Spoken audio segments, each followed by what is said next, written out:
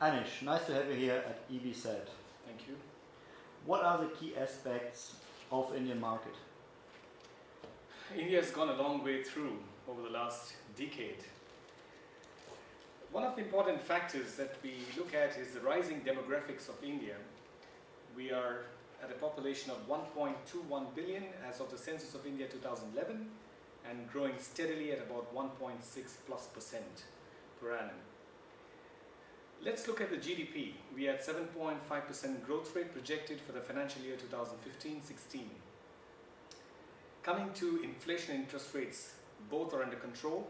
The Reserve Bank of India has done a wonderful job in bringing both these parameters in control. We're talking of a long-term inflation rate of about 5%. The current base rate pegged by the RBI is at about 8.25%. Looking at the political stability, we see India has got a stable government because we have a single largest ruling party having its seat in the parliament. The government has made some interesting initiatives for the growth of India in the last budget, July 2014. They talked about investment in infrastructure, development, improvement in education systems and standards, looking at a Change India mission to make it more pro-growth, pro-reform oriented, the Make in India concept to augment the manufacturing sector, and also the establishment of real estate investment trusts and infrastructure investment trusts. Overall, they are looking at also developing about 100 smart cities in the country to improve the quality and standard of living for the citizens of the country. Apart from this, from a real estate perspective, our real estate market has moved from a low transparency market to a semi-transparent market, at least the tier 1 cities and the tier 2 cities and the tier 3 cities. And also we have talked about relaxation of foreign direct investment norms for foreign investors looking at investments in real estate in India. So this is all a good move for India to be on the growth track, and I'm sure these initiatives promoted by the government will fulfill the needs of foreign participants seeking to have a footprint in the Indian continent.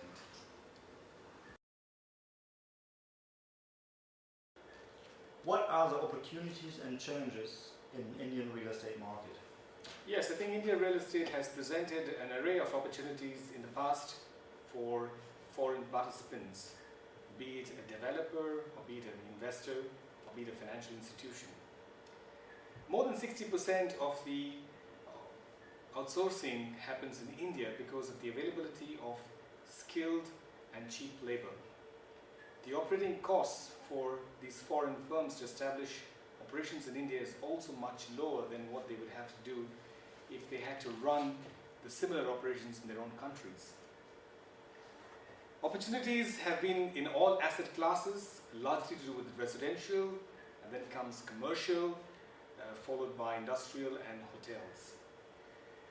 A significant growth has been seen in all the tier 1 cities, Delhi, NCR, Mumbai and Bangalore.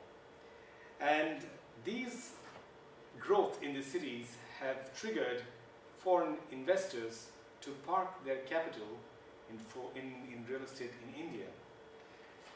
The development of high quality assets conforming to LEED certifications is definitely a value add and a boost to the real estate market, and therefore it benchmarks India in comparison to other global offshore destinations offering high quality real estate. If you look at the kind of volume of investments coming into India, it's been a huge quantum. Average deal size has taken place somewhere between $100 million to way up to $600 million in the past. And the opportunities are so vast that I think a foreign investor mustn't take a back seat looking at a high growth economy, and therefore look at moving forward with investments in Indian real estate. Some of the challenges which I could think of is one, market structure.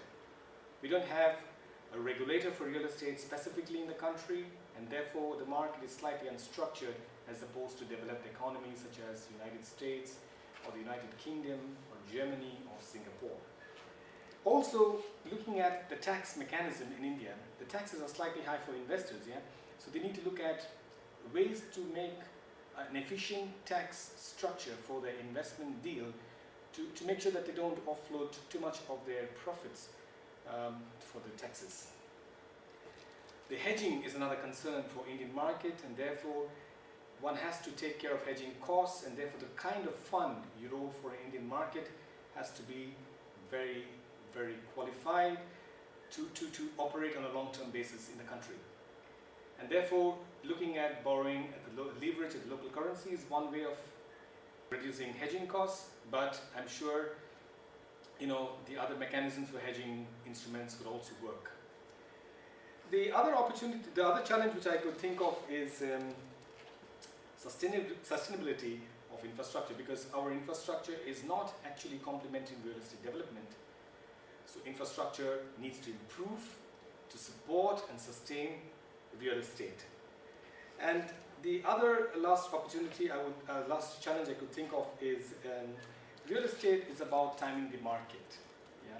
So sometimes it so happens that there is government intervention in real estate, and therefore there could be bureaucracy problems, corruption, which could actually hamper the real estate market business in India, which I think is being worked upon by the government at the moment and should go through in the next few years to make it a more efficient market for investments in India.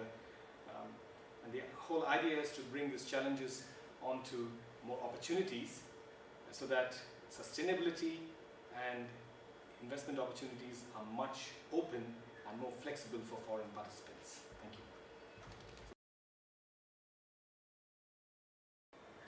What is a competitive advantage to join the EBZ Alumni Indian field trip?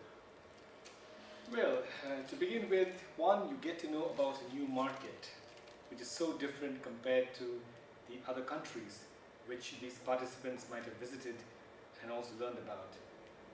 So that gives you the invaluable insight.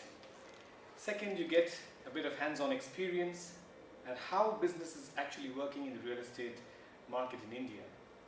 And then you also look at the global thinking for local acting. So you get global knowledge and how do you apply it to your local business. Then it's a good platform for international networking. And then finally, it's more a lesson learned approach. So people would get together every day after the field trip, discuss with each other on the learnings for the day, would also make a lesson learned report and make a publication of it in the media, but also hold it for themselves in the EBZ events.